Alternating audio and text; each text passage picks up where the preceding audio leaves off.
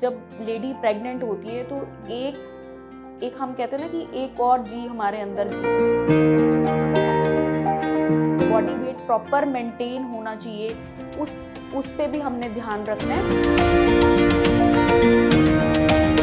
50 years का बंदा, 50 years का कोई भी इंसान जब शुरुआत में अगर कोई अच्छी प्रॉपर डाइट नहीं लेता तो उसको ज़्यादा कॉम्प्लिकेशंस आते हैं 70 इयर्स के एज में। अडल्ट्री में चले जाते हैं, एक एज ग्रुप हमारा 60 to 70 इयर्स में जब हम जाते हैं तो हमारी बॉडी की जो क्षमता होती है, हमारी बॉडी एनर्जी होती है, वो लेवल डाउन होने शुरू हो जाते हैं।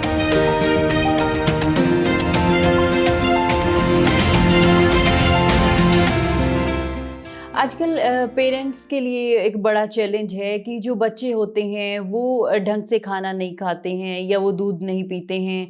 तो एक हेल्दी बेबी की क्या डाइट होनी चाहिए या क्या-क्या चीज़ें हम उन्हें दे सकते हैं कि वो उनको जो है ग्रोइंग है उनकी हो और एक अच्छा पोषण उन्हें मिलता रहे? अगर हम बच्चों की बात करें तो पेरेंट्स आजकल बहुत ज़्यादा, वैसे तो सारे पेरेंट्स ही अवेयर हो गए हैं हुँ, कि वो पहले से ही सतर्क रहती हैं मदर्स की, मैंने अपने बच्चों को ग्रीन वेजिटेबल्स भी देनी है, हुँ, डायरी प्रोडक्ट्स भी देने हैं, whole grain, whole pulses, cereals, ये सब कुछ देना है। पर कई बार क्या होता है कि बच्चे इतने फसी होते हैं कि वो लेना ही नहीं चाहते। तो हुँ, उन टाइप के बच्चों को हमें ये चीज़ें कोशिश करनी चाहिए कि अगर ग्रीन वेजिटेबल्स जैसे बच्चे नहीं खा रहे तो हुँ, इन फॉर्म ऑफ सूप या मल्टीग्रेन रोटी में मिक्स करके दे दें, या पुलाव की फॉर्म में दे दें, या हम उनके घर में कटलेट्स की फॉर्म में दे दें, ताकि उनकी जितने भी बिहेवियर इश्यूज या कॉग्निटिव डेवलपमेंट है, हुँ, फिटीक की प्रॉब्लम है, और लैक ऑफ कंसंट्रेशन की प्रॉब्लम आ जाती है, ग्रोथ की प्रॉब्लम आ जाती है, प्रॉपर हुँ, हाइट नहीं बढ़ रही है, तो वो सारी चीज़ें हमें मदर्स को, यही मैं सजेस्ट करूँगी कि आप अपने बच्चों को फूड हैबिट्स थोड़े से चेंज करके और हुँ। फूड प्रिपरेशन को चेंज करके उनको, आपको डेली रूटीन में ये सारी चीज़ें देनी ज़रूरी हैं। हुँ। एक विमेन्स की प्रॉब्लम होती है, जैसे जो महिलाएँ हैं, वो कई बार अपना ख़्याल नहीं रखती हैं, अपनी डाइट का जो है ध्यान नहीं रखती हैं। तो ख़ासकर जब डिलीवरी का टाइम होता है, तो प्री डिलीवरी डाइट क्या होनी चाहिए और पोस्ट डिलीवरी डाइट क्या होनी चाहिए ताकि उन्हें ज़्यादा समस्या ना हो, वीकनेस ना हो और एक हेल्दी अपनी नॉर्मल लाइफ़ में वो एक्शन कर पाएँ? अ, देखिए, जब हम बात कर रहे हैं कि एक जब लेडी प्रेग्नेंट होती है तो हुँ, एक एक हम कहते हैं ना कि एक और जी हमारे अंदर जी रहा है, तो हुँ, उसको भी हमने, एक मदर ने ही ध्यान रखना है। तो कोशिश ये करनी चाहिए कि एक तो हम खाना प्रॉपर टाइम पे खाएं, हुँ, ठीक है, और जितने भी हमारे प्रॉपर जो सीजनल फ्रूट्स एंड वेजिटेबल्स हैं, इन पे ज़्यादा फोकस करना चाहिए, जिससे बर्थ डिफेक्ट्स या हुँ, प्री मेच्योर डिलीवरीज, और जो हमारे जो प्रेगनेंसी के टाइम पे हमें कॉम्प्लिकेशंस आ जाती हैं, जैसे कई मदर्स क्या करती हैं कि बहुत ज़्यादा खाना शुरू कर देती हैं, मीठा हुँ, भी, बहुत ज़्यादा रोटी खा लेती हैं, बहुत ज़्यादा एक्सेस में जो ओवर ईटिंग करती हैं, तो हुँ, वो भी नहीं करना, उन चीज़ों से भी बचना है, क्योंकि वो हमें डायबिटीज़ और ब्लड हुँ, प्रेशर और थायराइड, इन सब चीज़ों, प्रेगनेंसी के टाइम पे ये सब चीज़ें ना बढ़ें, और बॉडी एक जो बॉडी वेट प्रॉपर मेंटेन होना चाहिए, उस पे भी हमने ध्यान रखना है कि जो हम खाना खा रहे हैं वो ईजिली डाइजेस्टेबल हो, ताकि हुँ, हम मॉर्निंग सिकनेस और फिटीक से बचें प्रेगनेंसी के दौरान। हुँ, और जो हड्डियां हमारी बिल्कुल, जिसमें हमने एक बच्चे को हुँ, जन्म देना है, तो वो उस शेल को भी हमने प्रोटेक्ट करना है, तो दूध और दूध से बनी हुई चीज़ें भी लेनी चाहिए। और एनीमिया की प्रॉब्लम, आपको पता है कि जब प्रेगनेंसी जिस टाइम होती है तो एनीमिया, जो हुँ, आयरन की कमी है वो भी आती है लेडीज़ में, तो उसमें भी ग्रीन वेजिटेबल्स और विटामिन सी और साथ में नट्स, तो ये हुँ, इनकलकेट करने चाहिए, आपको फूड में रखने हुँ। चाहिए। और पोस्ट डिलीवरी में क्या ये सेम चीज़ें ही रहेंगी या कुछ पोस्ट बदल जाएगा? पोस्ट डिलीवरी में ऑलमोस्ट सेम चीज़ें रहती हुँ, हैं, बट हमें ये ध्यान रखना है कि फ्राइड फूड अगर हम खाएँगे, तो उसमें थोड़ा-सा दिक्कत ये रहती हुँ, है कि ओवरवेट हो जाते हैं हुँ, लेडीज़। तो बहुत ज़्यादा एक्सेस में हुँ, घी और मक्खन मलाई जो प्रोसेस्ड फूड है वो आपने अवॉइड करने हैं। नॉर्मल जो घर की दाल सब्जी रोटी है वो आप लेंगे तो वो ज़्यादा बेनिफिशियल है। अच्छा, सिजेरियन डिलीवरी जब होती है तो उसमें हमें घी, मक्खन ये सब बंद किया जाता है, क्या कारण होता है इसका? देखिए जब भी सिजेरियन की बात करें चाहे नॉर्मल डिलीवरी की बात करें, दोनों में आजकल इतना कोई फ़र्क तो रहा नहीं है। बट इसमें क्या रहता है कि जब भी पोस्ट डिलीवरी होती है तो उसमें जब बॉडी हमारी एक बेड पे है और हम लोग कोई वर्किंग नहीं कर रहे, तो हमें इतनी ज़्यादा फैट की ज़रूरत नहीं पड़ती कि हमें ताकत की है। तो वो जो ताकत एनर्जी चाहिए हमें, वो हमने कार्बोहाइड्रेट्स और प्रोटीन से और दूसरे वेजिटेबल्स एंड फ्रूट से अगर पूरा कर लेते हैं तो वो सफिशिएंट है। तो वो चीज़ों का थोड़ा ध्यान रखना है कि भाई फैट कंटेंट ज़्यादा ना लें हम। आजकल जो अडल्ट होते हैं वो मतलब कहते हैं कि हम पूरा प्रॉपर खाना खाते हैं, हैवी चीज़ें खाते हैं, प्रोटीन भी लेते हैं, लेकिन बावजूद उसके उनकी डाइट में शायद कोई कमी है कि वो पूरा एनर्जी लेवल उनका सही नहीं होता है, या किस तरीके की वो गलतियाँ करते हैं कि उनका एनर्जी लेवल थोड़ा ठीक नहीं रह पाता?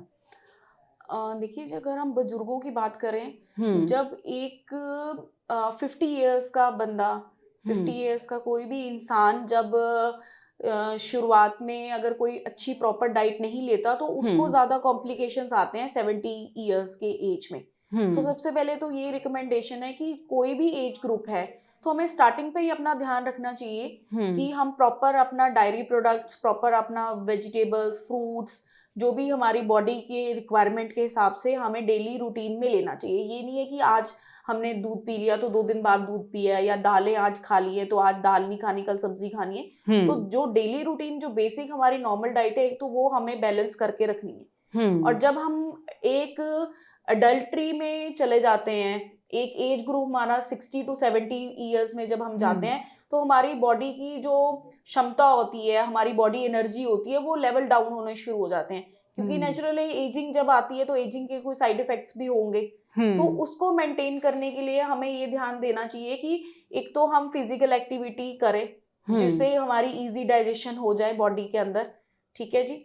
उसके बाद जो हमारा फूड पैटर्न्स हैं उसमें कोशिश ये करनी चाहिए कि जितने भी 70 ईयर्स अबव हैं उसको हुँ, उनको ध्यान रखना चाहिए कि दूध और दूध से बनी हुई चीज़ें लें। हुँ, अनाज और अनाज से बनी हुई चीज़ें ले लें, दलिया खिचड़ी, जो भी उनके हेल्थ के अकॉर्डिंग उनको ईज़ी सूट करा, टू इजी डाइजेस्ट। डाइजेस्टेबल हो और हुँ, इजी एनर्जी भी दें।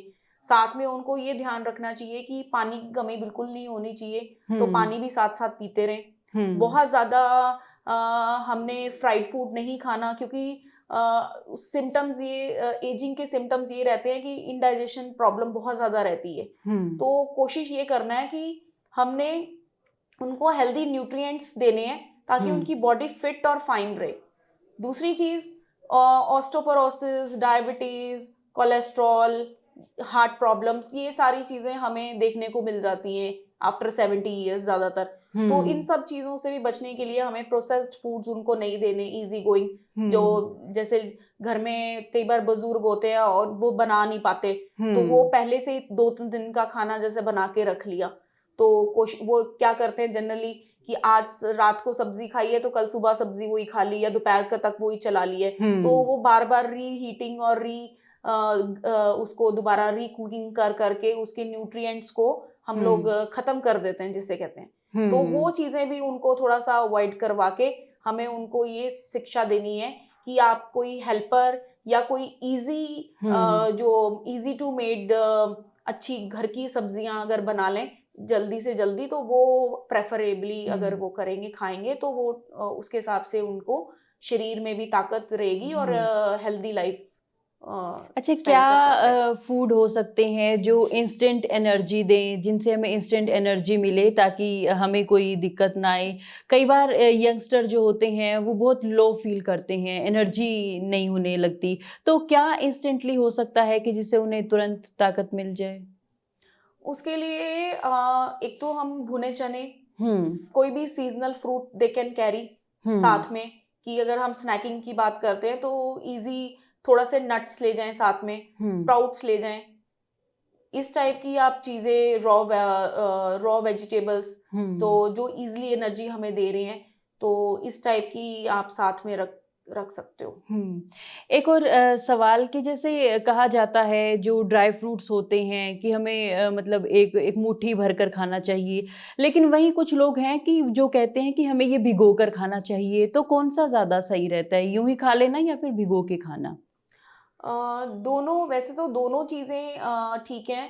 जो यंगस्टर्स हैं उनके लिए तो आप अगर बिना भिगोए भी खा सकते हो, तो कोई हुँ, इश्यू नहीं है।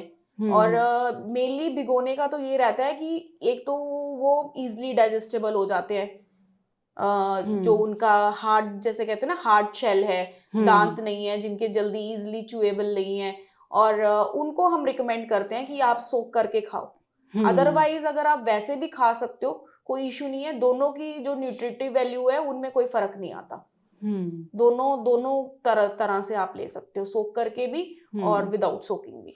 अच्छा, स्प्राउट्स कहा जाता है कि आप स्प्राउट्स खाइए तो आप हेल्दी रहेंगे, तो उनका क्या रोल है हमारी लाइफ में? स्प्राउट्स कितना मतलब हमारी बॉडी के लिए हेल्दी होते हैं?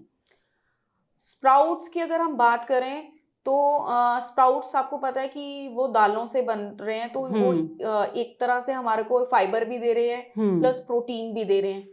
तो हुँ, और हमारे को कहते हैं ना कि ज़्यादा, हुँ, बहुत ज़्यादा हंगर से भी बचाते हैं, जिनको बहुत ज़्यादा भूख लगती है, तो वो हुँ, हेल्दी स्नैकिंग में ऐड करके, हुँ। तो अपने बॉडी को उसके लिए बचा सकते हैं। हुँ। इसी तरह की खबरें और स्टोरीज को देखने के लिए हमारे फेसबुक पेज को लाइक करें, फॉलो करें और यूट्यूब पर हमारे चैनल को सब्सक्राइब करें।